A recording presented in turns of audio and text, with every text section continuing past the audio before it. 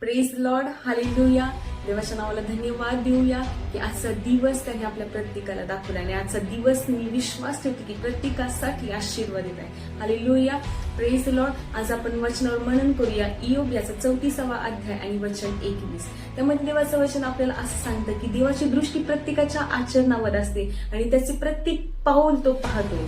प्रियनो, आज आपल्याला गरज आहे की आपलं आचरण कसं आहे. जर ख्रिस्त आपल्यामध्ये, तर आपलं आचरण तेवढं शुद्ध आणि तेवढं पवित्र राहणं आपल्यासाठी खूप महत्वाचं आहे. कारण की ज्या वेळेस आपण आपलं आचरण शुद्ध ठेवणार त्याच वेळेस देव आपल्यामध्ये राहतो आणि देवाला आपलं प्रत्येक पाऊल माहीत असतं.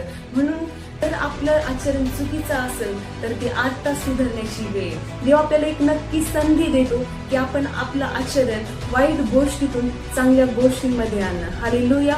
तर आज प्रत्येकाने विचार करायचा आहे की जर मी चुकते, माझं आचरण जर शुद्ध नाहीये, जर मी चुकीच्या मार्गांमध्ये, तर माझं प्रत्येक पाऊल पाहणारा तो देव आहे आणि देवाची दृष्टी प्रत्येकाच्या आचरणावर असते.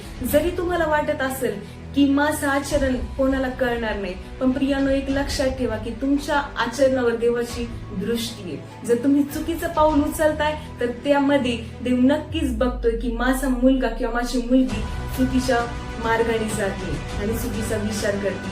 आज नक्कीच आपण प्रार्थना करूया की आज देवा माझं आचरण शुद्ध आणि पवित्र ठेवण्यास मला मदत कर. हालेलुया. या वचनाद्वारे मी नक्कीच विश्वास ठेवते की तुम्ही तुमचं आचरण आजपासून बदला. हालेलुया. Praise the Lord.